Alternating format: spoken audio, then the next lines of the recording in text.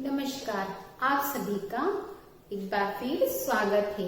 आज हम कक्षा 9वीं के पाठ्य पुस्तक वासंती का पाठ 3 पढ़ेंगे। पाठ 3 है हमारा रसखान पदावली। रसखान पदावली के रचयिता है रसखान जी और यह विधा है कविता। तो आइए सबसे पहले हम रसखान जी का जीवन परिचय पढ़ें।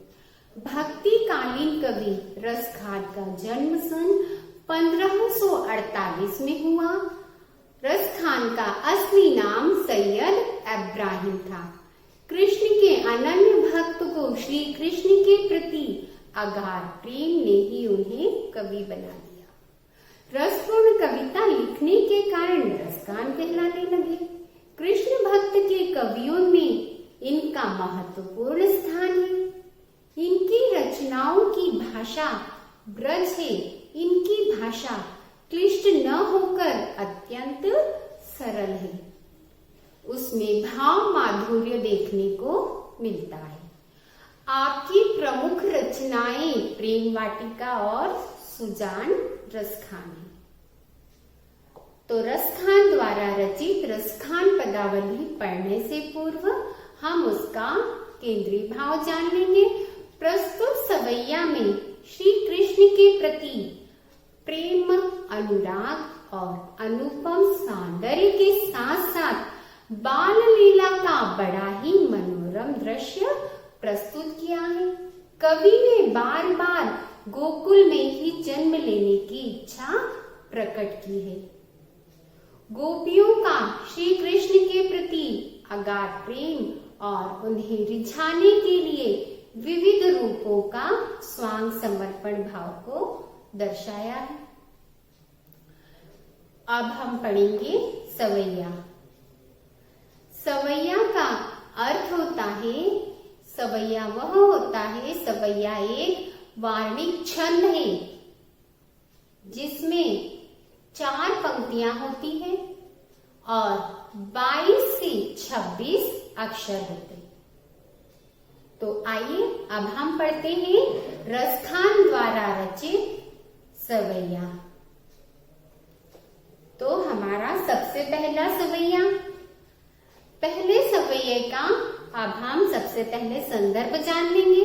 तो संदर्भ है प्रस्तुत पंक्तियां हमारी पाठ्य पुस्तक वासंती के पाठ 3 रसखान पदावली से ली गई है और इसके रचयिता रसखान जी हैं। अब हम जानेंगे प्रसंग। तो प्रसंग यह है कि प्रस्तुत सवैया में रसखान जी ने श्री कृष्ण भगवान के प्रति अपार भक्ति भावना प्रकट की है। तो रसखान जी कहते हैं, मानस हो तो वही रसखानी, फिरो मिली गोकुल गांव के ग्वालन। मानुस मनुष्य, फिरना, मिलने, गोकुल गांव और ग्वालन। तो रसखान जी कहते हैं, यदि मुझे मनुष्य हो, यदि मैं मनुष्य हूँ, मुझे मनुष्य का जीवन मिले, तो रसखान जी कहते हैं फिरो मिली गोकुल गांव के ग्वालन, मतलब मैं गोकुल के गांव के ग्वालों के साथ फिरता रहूं। तो रसखान जी क्या कहते हैं, यदि मुझे मनुष्य का जीवन मिले तो गोकुल गांव में मिले तो मैं क्या करूं, गोकुल के ग्वालों के साथ फिरता घूमता रहूं। फिर वो कहते हैं, जो पशु हो तो कहाँ बस मेरो, चरो नित नंद की धेनु मझारन। पशु वर्ष मेरा, चरो चरना, नित रोज, नंद की धेनु नंद बाबा की गाय, मझारन बीच में। तो वो कहते हैं यदि मुझे पशु का जन्म मिले तो कहाँ मेरा बस है। यदि मुझे पशु का जन्म मिले तो मेरा बस नहीं है। मैं क्या करना चाहता हूँ, नंद बाबा की धेनु अर्थात गायों के बीच में रोज चरना चाहता हूँ। मुझे गाय का जीवन मिल जाए। अब वे कहते हैं पाहन हो तो वह गिरी को, जो धरियो पुर छत्र पुरंदर धारण। पाहन पत्थर, वह मतलब वह गिरी पर्वत, धैर्य धारण करने वाला, छत्र के समान उन्होंने उसको धारण किया हुआ था। तो वो क्या कहते हैं, यदि मुझे पत्थर का जन्म मिले तो मैं उस पत्थर, वह पत्थर बनूं, उस पर्वत का पत्थर बनूं जिसको श्री कृष्ण भगवान ने क्या करा था, अपनी उंगली पर छत्र के रूप में धारण कर लिया था।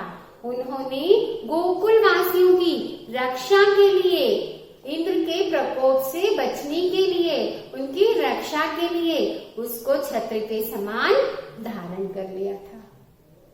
अब वे आगे कहते हैं जो खग हो तो बसेरो करो नित कालिंदी कुल कदम की डारन।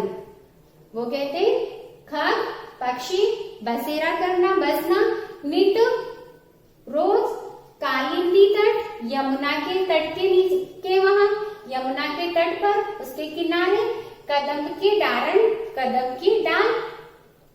तो वो कहते हैं यदि मुझे पक्षी का जन्म मिले तो मैं क्या करना चाहता हूँ, यमुना के तट पर स्थित कदम के पेड़ की डाली पर रोज बसेरा करना, वहां बसना चाहूंगा, वहां पर बसना चाहता हूँ। अब दूसरा सवैया, इसका संदर्भ जैसे पहले हमने बोला वही है, पूर्वानुसारी इसका संदर्भ। अब इसका प्रसंग, प्रस्तुत सवैया में रसखान जी कृष्ण के लिए, कृष्ण के अपार भक्त हैं, उनके प्रति उन्होंने क्या करी है, अपार भक्ति भावना व्यक्त करी है। तो वह कृष्ण के लिए, उससे संबंधित वस्तुओं के लिए वो क्या करना चाहते हैं, उससे संबंधित जो भी है उसके लिए तीनों लोगों का राज्य या सब कुछ निछावर करना चाहते हैं, त्यागना चाहते हैं। वो कृष्ण के नजदीक, उनके समीप ही रहना चाहते हैं। वो क्या कहते हैं, या लकुटी अरु कमरिया, या लकुटी अरु कमरिया पर राज कीहुपुर को तजी डारो। वो क्या करना चाहते हैं, लकुटी अर्थात लाठी, कमरिया अर्थात कंबल। तो वो क्या कहते, राज मतलब राज, तीनों, कीहुपुर अर्थात तीनों लोगों का, तजना मतलब त्याग देना, डालना मतलब छोड़ देना, डालना। तो वो क्या करना चाहते हैं, श्री कृष्ण भगवान की लाठी और कंबल पर वह तीनों लोगों का राज, श्री कृष्ण की लाठी और कंबल पर वह तीनों लोगों के राज को त्याग देना चाहते हैं, छोड़ देना चाहते हैं। आगे वे कहते हैं आठों सिद्धि नवनिधि को सुख नंद की गाय चराए बिसारो। यदि उन्हें आठों सिद्धि और नवनिधियां प्राप्त हो जाए तो वो क्या करेंगे, नंद बाबा की गाय को चराने में, बिसारो अर्थात भुलाना, तो नंद बाबा की गाय को चराने के लिए वो आठों सिद्धि और नवनिधि के सुख को वो भुला देंगे, बिसरा देंगे। आगे कहते हैं रस खानी कबीर आखिन ते ब्रज के बन बाग तड़ाक निहार। रसखान जी कहते हैं वो अपनी इन आंखों से ब्रज के वन, बाग, तालाब आदि को निहारते रहना चाहते हैं। ब्रज का संबंध किससे है, श्री कृष्ण भगवान से है।